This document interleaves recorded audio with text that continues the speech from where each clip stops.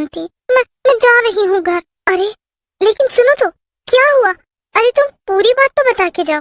लेकिन रमा उसकी एक नहीं सुनती और डर के मारे अपने घर भाग जाती है। रंभा भी डरते डरते अपने काम में लग जाती है। उसी रात सोनिया अपने कमरे में सो रही होती है। तभी उसे लगता है कोई उसकी छाती पर बैठा है। सोनिया की आंख खुल जाती है। वही बूढ़ी औरत उसकी छाती पर बैठी होती है। माँ, पिताजी, बचाओ, मेरे सीने पर कोई बैठा है, मेरी जान बचाओ। बुढ़िया सोनिया को हंसते हुए बोलती है, ये मेरा घर है, तुम सब मरोगे।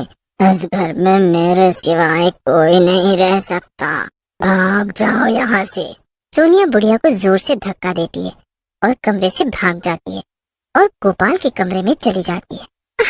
पापा, इस घर में कोई और भी रहता है, वो एक बुढ़िया चुड़ैल है, वो हम तीनों को मार डालेगी। वो हम तीनों को यहाँ से जाने के लिए कह रही है। अगर हम यहाँ से नहीं गए तो वो हमें मार देगी। पूरी रात डर कर और बिना सोए निकल जाता है। सुबह होते ही गोपाल रंभा से कहता है, रंभा, मैं किसी तांत्रिक बाबा से मिलकर आता हूँ, तब तक तुम दोनों घर पर ही रहो और घबराना नहीं। मैं इस समस्या का कुछ करता हूँ। ऐसे तो ये घर हमेशा ही खाली रहेगा और अगर हम यहाँ से गए तो इतना सुंदर घर दोबारा इतने पैसों में नहीं मिलेगा। अगर हमें कुछ उपाय करके इस बूढ़ी आत्मा से मुक्ति मिल जाए तो अच्छा ही है, नहीं तो फिर देखेंगे क्या करना है।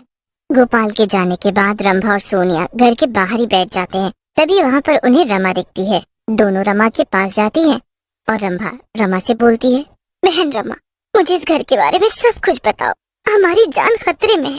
रंभा की बात सुनकर रमा बोलती है, बहन, तुमने ये घर लेकर अपनी जिंदगी की सबसे बड़ी गलती की है। ये घर शापित है।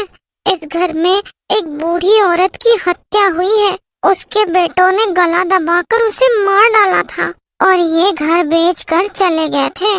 तब से वो औरत एक चुड़ैल बन गई है और इस घर में आने वालों को मार डालती है, नहीं तो भगा देती है।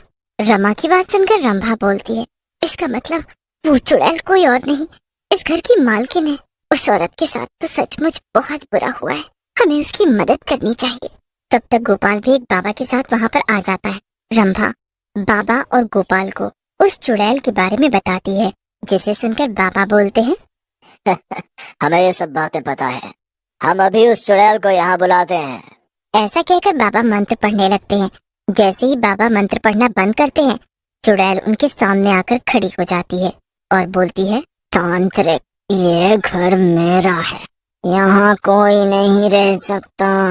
मैं इस घर में हर रहने वाले को मार डालूंगी, जैसे मेरे दोनों नालायक बेटों ने मुझे मारा था। चुड़ैल की बात सुनकर रंभा बोलती है,